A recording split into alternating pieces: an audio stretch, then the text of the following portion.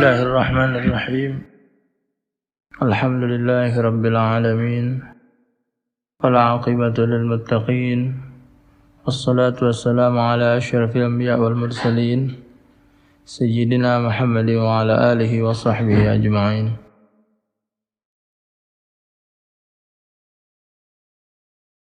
Assalamualaikum warahmatullahi wabarakatuh. Alhamdulillah, segala puji dan syukur kehadirat Allah, Zat yang maha sempurna,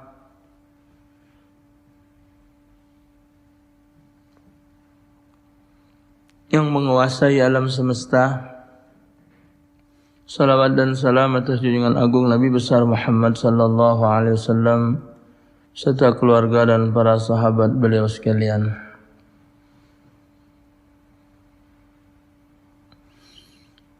Ayuhal mustami'an al-kiram, hari ini hari Sabtu 8 Ramadan 1430 Hijriah, 29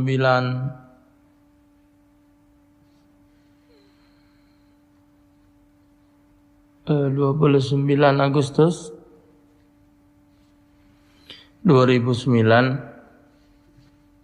Kembali kita untuk menjawab Masailul Ummah yang dilontarkan lewat Radio Lanugraha acara Mutiara Ramadan melalui 0816 380 105. Yang pertama, Waalaikumsalam warahmatullah. Ustaz nak nanya, ada ana baca selebaran yang dibagi ke sebelum salat Jumat. Katanya imam memimpin wirid dan doa bersama makmum, itu termasuk bid'ah jangan Ustaz? Walaupun itu bid'ah, tapi bid'ah baik. Kalau nak membicarakan bid'ah, banyak sahabat Nabi juga melakukan bid'ah, tapi bid'ah yang baik, bid'ah yang bernilai positif. Tidak seluruh bid'ah itu lantas sesat, haram, tidak. Ada bid'ah-bid'ahnya. Tidak apa-apa doa bersama. Bahkan keterangan-keterangan yang menunjukkan banyak bahwa bila doa bersama, cepatlah doa kita diijabah oleh Allah Ta'ala. Nama yang disenangi Allah kan Rahman Ar-Rahim. Itu kasih nama anak laki lain. Selain itu apa? Abdullah. Pokoknya yang nama Asma'ul Husna. Abdullah, Abdul Rahman, Abdul Rahim, Abdul Razak, Abdul Fattah, dan lain sebagainya. Nama anak wanita yang disenangi, yang jelas mereka nama-nama orang-orang yang salihah. Khadijah, Aisyah, Fatimah, nama-nama yang disenangi, nama-nama yang manusia-manusia yang pilihan Allah Subhanahu wa taala. Ustaz, mana cara solat tarawih dewean? Apa harus kayak wong di masjid? Tidak juga. Selagi cukup rukun dan aturan dalam solat sah, tidak harus anda nak sama dengan yang di masjid dan di musalla. Pak Ustaz, nama aku Saimi di Talang Kemang, nak nanya. Tahun 1982 kaki aku meninggal. Beliau banyak tanah, kurang lebih hektar. Mak aku 8 beradik, 4 lanang, 4 betina. Dari kaki aku meninggal sampai sekarang, mak aku tu tak dapat bagian. Kemudian di tahun 2009 mak aku tu nuntut hak dia. Apa itu dapat dibenarkan atau salah? Benar gitu. Bahkan waris ini kalau tidak dituntut, tidak dicari, tidak dipinta, berdosa. Jadi orang tua anda tidak salah menuntut hak dia, tidak salah. Jadi caranya tanah itu, kalau dia masih nak berbentuk tanah 1 hektar bagi dulu berapa? 4 lanang, 4 betina, dibagi dulu.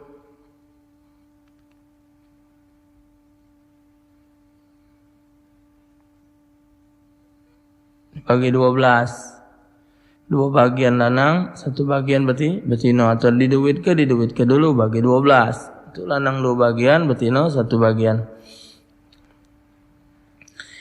Ustaz, kalau aku solat sunat apa rakaat 1 aku baca Fatihah, Iftitain al-Fatihah. Dan rakaat kedua al-Fatihah dan tidak baca solat lain. Macam mana solat yang penting Fatihah. La salata liman lam yaqra' bi Fatihatil Kitab. Tidak sah solat yang tidak baca Fatihah. Kalau tidak baca ayat tidak apa-apa. Cuman makruh, kurang afdal.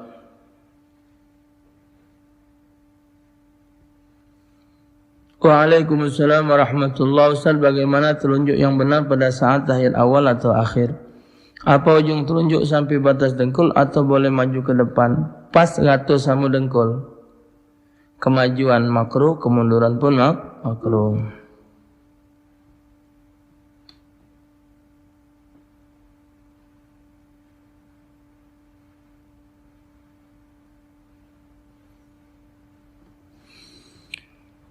Ustaz, waktu saya pernah tanya apa hukumnya bagi orang berjanji mengatasnamakan Allah tapi dia mengingkarinya dan semenjak harus bayar denda puasa 3 berturut-turut. Yang saya ingin tanyakan, jika seorang membuat saran seperti sebanyak 5 kali, hukumannya 5 kali dengan puasa 3 turun, jadi harus benar, jadi berpuasanya 15 hari. Benar, 15 hari.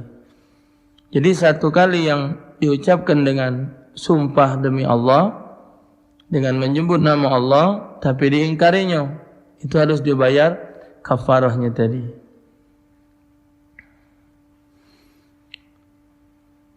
Ustaz, aku nak nanya, solat Idul Fitri berapa kali takbir? Pertama 7, yang kedua 5. Pakai iftitah, pakai dulu. Apa hukumnya kalau luka saat puasa? Tidak batal. Apa baca niat pada witir terakhir? Usolli sunatal witri rak'ah. Saja ku solat witir 1 rakaat karena Allah. Puasa topik yang tambah gendut. Apakah hati dari Allahu Akbar walillahilham? Allah Maha bagi Allah segala pujian.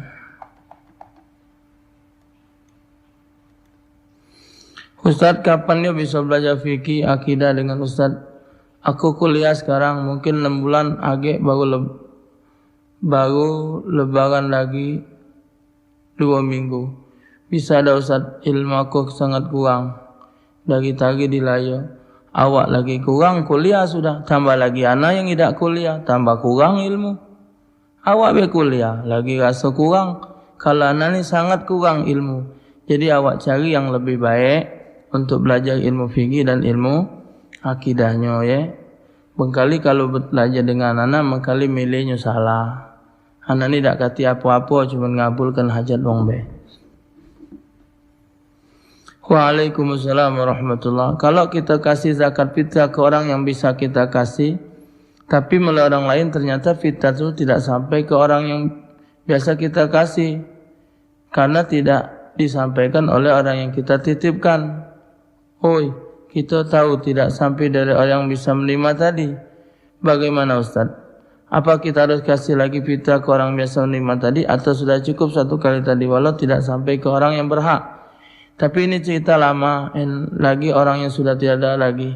Tapi tolong jelaskan saja Ustaz, makasih jawabannya. Kalau untuk ihtiyat, untuk kehati-hatian, ya dikeluarkan lagi. Tapi sebenarnya yang tanggung jawab itu adalah yang kita titip itu. Ustaz, aku subuh tadi solat subuh di masjid, tapi pada saat imam selesai baca ayat, dia langsung sujud, bukannya ruku. Yang nak aku tanya ke apa sujud dan bacanya pelan-pelan. Syukran dari anak musola istiqomah 5 ulu. Mengkali awak ikut solat imamnya sujud tilawah Fajar Jumat, ya. Terkena di ayat sujud tilawah, ya sunat. Adalah diterangkan dalam riwayat dari Abu Hurairah radhiyallahu an, adalah Rasul sallallahu alaihi wasallam setiap fajar Jumat beliau melakukan sujud tilawah baca surah As-Sajdah. Wa hum la yastakbirun innama yu'minu bi ayatina alladhina idza dzukkiru biha kharru sujada wa sabbahu bihamdi rabbihim wa hum la yastakbirun. Allahu Akbar. Namanya sujud tilawah. Bacaannya sajada wajhiya lilladzi khalaqahu wa sawwarahu wa syaqqa sam'ahu wa basarahu bihaulihi wa quwwatihi fatabarakallahu ahsanul khaliqin. Kalau tidak baca itu, baca biasa be subhana rabbil a'la wa bihamdi. Ustaz, siapa Luqman yang di dalam Al-Quran? Pengennya aku punya bapak Cak Luqman itu yang ngajar ke agama. Ayah aku ni berbisnis organ, jarang solat, puasa, tak ngasih nafkah pula. Padahal sudah aku sindir terus kalau organ tu haram, karena lagu-lagunya tu yang maksiat. Tapi aku cuma bisa doa be. Ibu aku juga lah terkurus kering gara-gara lakuan ayah aku yang berzina 2 tahun lalu dan belum taubat. Jadi tak nyalakannya kalau aku dan adik aku sering melawan orang tua karena dikasih yang haram. Kami ini bisa makan dari gaji ibu aku yang sedikit. Ya Allah, sedih nian, ngapalah wong tua ni mencari rezeki yang haram-haram ini ya. Ya Allah, kesian bapak ibu. Inilah jadinya kalau anak. Jadi kalau kita dilawan oleh anak merongrong kita, dalam artian yang tidak wajar, posisi dia sudah besar, kalau dia lagi kecil, ya biasa budak namanya. Ya Allah, kesian. Ya anaknya ibadat, orang tuanya berbisnis model ini, berzina lagi. Memang banyak problem wong main organ tu banyak. Bos organ berzina dengan penyanyinya dan lain sebagainya. Na'udzubillah, summa na'udzubillah. Ya doa kepada ayah kamu, insyaAllah sebelum dia meninggal Allah tunjuk hidayat dia taubat, sehingga akan dapat ada pertimbangan di sisi Allah Ta'ala. Sabarlah dengan perilaku orang tua kamu terhadap kamu dan ibu kamu. Na'udzubillah, memang duit haram tidak pernah berkat. Cuman masih ada baiknya kamu makan dari hasil orang tua kamu betina. Siapa Luqman yang di Al-Quran? Aku pengen jadi aku pengen punya bapak Cak Luqman itu ngajar ke agama. Gampang caranya. Anda beli buku yang di pasar, cari yang judulnya Nasihat Luqmanul Hakim. Memang tenang hati bila mendengar nasihat-nasihat beliau. Tenang hati kalau kita mengikuti nasihat Luqmanul Hakim. Beliau adalah seorang hamba Allah, budak hitam Luqmanul Hakim tu. Ya Allah, mulia beliau. Kulitnya hitam, bebeknya tebal, kakinya pecah-pecah, tapi hatinya putih, yang lebih putih daripada intan berlian. Tutur katanya penuh dengan hikmah dan kebijaksanaan. Luqmanul Hakim menurut riwayat punya guru 400, seluruhnya Nabi. Subhanallah. Nabi ini wajib diimani adanya, yang wajib diketahui 25, ya, jumlahnya lebih. Ini menurut keterangan beliau. Jadi subhanallah, kalau menurut kitab lain 316, Nabi Rasulullah jumlahnya 316. Bahkan ada riwayat mengatakan Imam Luqman al-Hakim ini beliau merupakan seorang Nabi. Satu riwayat mengatakan demikian. Memang indah, nasihat beliau itu indah. Di antara nasihat Luqmanul Hakim, ya bunayya, inni akaltu thayyibati fa illam ajid syai'an illa al-afiyah. Wahai anakku, seluruh makanan lemak sudah aku makan galau. Tak kata yang paling lemak kecuali sehat. Kemudian kata beliau, jangan hindarkan diri kamu dari berhutang, karena hutang itu menjadi pikiran di waktu malam, menjadi ketakutan di kala siang. Banyak ajaran-ajaran beliau, banyak yang dapat menenangkan pikiran kita, menyirami diri kita yang kekurangan ini, ya.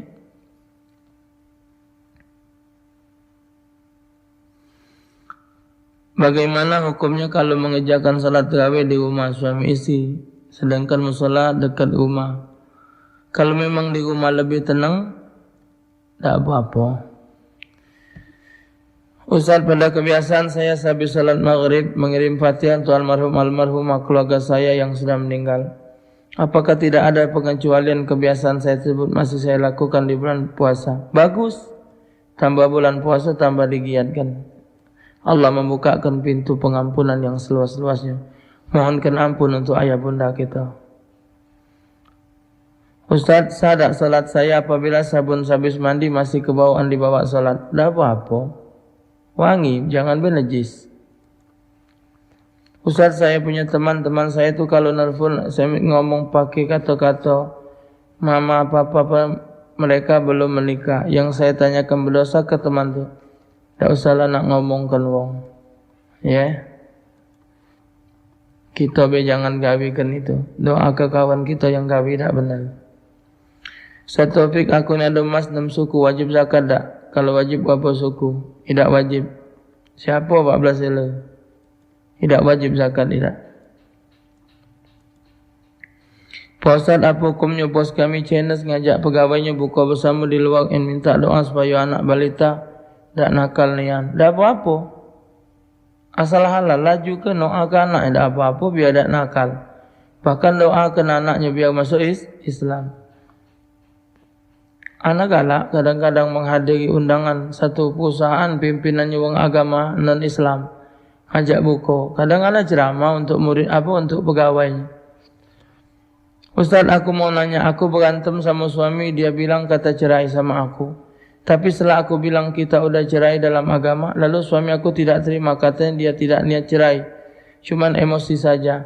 Lalu kami baikan. Ustaz, apa kami masih sah suami istri? Baikan boleh, tapi kalimat rujuk. Aku kembali kepadamu, aku rujuk kembali kepadamu seperti pernikahanku semula dengan kau. Aku rujuk kembali kepadamu seperti pernikahanku semula denganmu. Boleh. Ustaz, ada tak bacaan dan doa pengantin, doa pengganti kunut? Kalau ada bacaan Ustaz. Kalau ada apa doa kunut? Ada di dalam kitab Bidayatul Hidayah.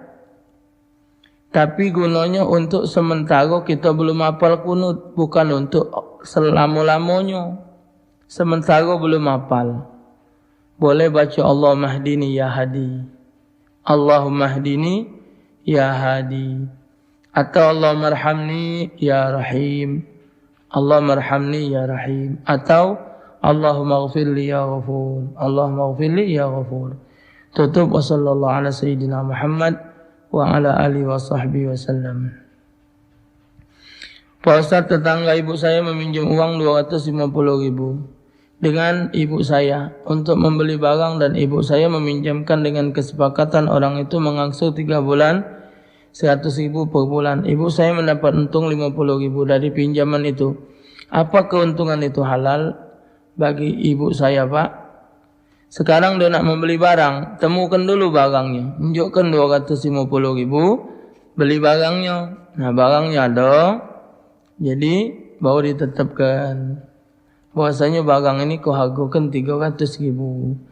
Kalau dia tahu-tahu minjem duit barangnya tidak ada, tak baca. Tetap hukumnya haram. Ustaz, aku nak nanya, boleh tak beras gaskin buat fitrah? Boleh, kalau memang awak makan beras itu. Dan tidak terbeli lagi beras yang lain. Ya. Boleh tak fitrahan wong kita buat fitrah lagi? Boleh. Tak apa-apa. Fitrahan wong kita fitrahkan lagi.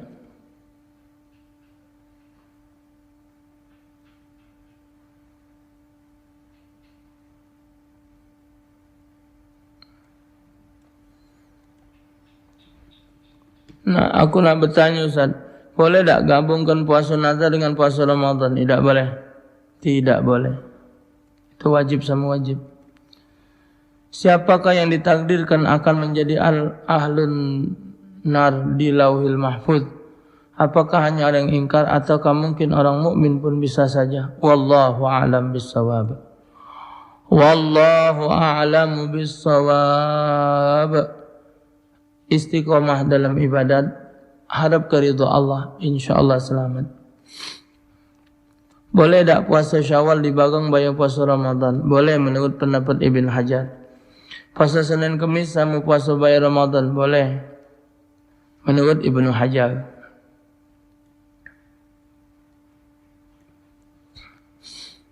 Aku nanya, kalau imam ngomong luruskan safnya kepada makmum pada waktu salat Jumat, salatnya batal. Ada yang ngomong ada bacanya maki bahasa Arab. Cak mana kalau makmum Tak tahu Ustaz. Sebenarnya ini tidak pula diberlakukan untuk solat Jumat. Karena orang solat Jumat itu kan sebelum khutbah sudah lurus sab-sab mereka tu. Sudah solat dulu lah lurus sabnya, baru imamnya baca khutbah. Sebenarnya sudah lurus. Tak ada pula lagi nak dinyuk tahu. Sebenarnya imam tu mikir ke yang baris depan baik, tak usah mikir ke baris belakang. Baris belakang tu nyusul dia, pacak dia berejo. Yang depan itu yang diperhatikan. Tak tahu ke belakang nak jerit gerala, maju. Tak pula. Kan manalah yang aku bingung, kok ada orang puasa tapi dia jualan nasi. Dan banyak orang yang makan di warung sah tak puasanya.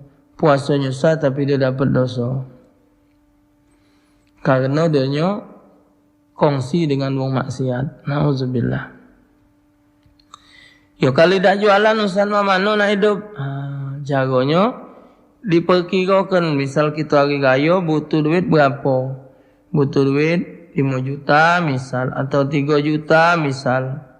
Untuk baju, untuk makanan, untuk buka, untuk apalah. 5 juta misal, atau 3 juta. 3 juta bagi 11 bulan. Jadi bulan Ramadan tak ada berjual, tidak jualan.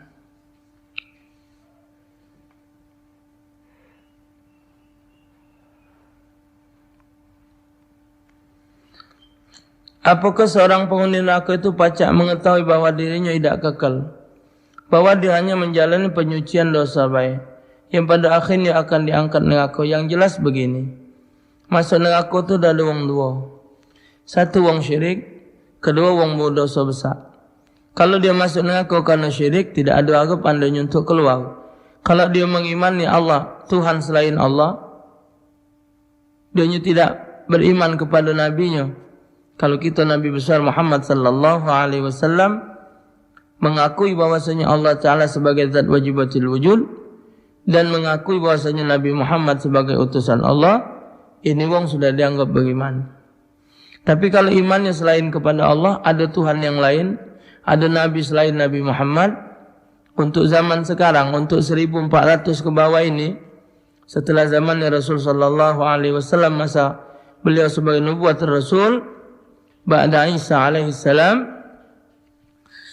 itu wajib dia mengimani Nabi besar Muhammad sallallahu alaihi wasallam.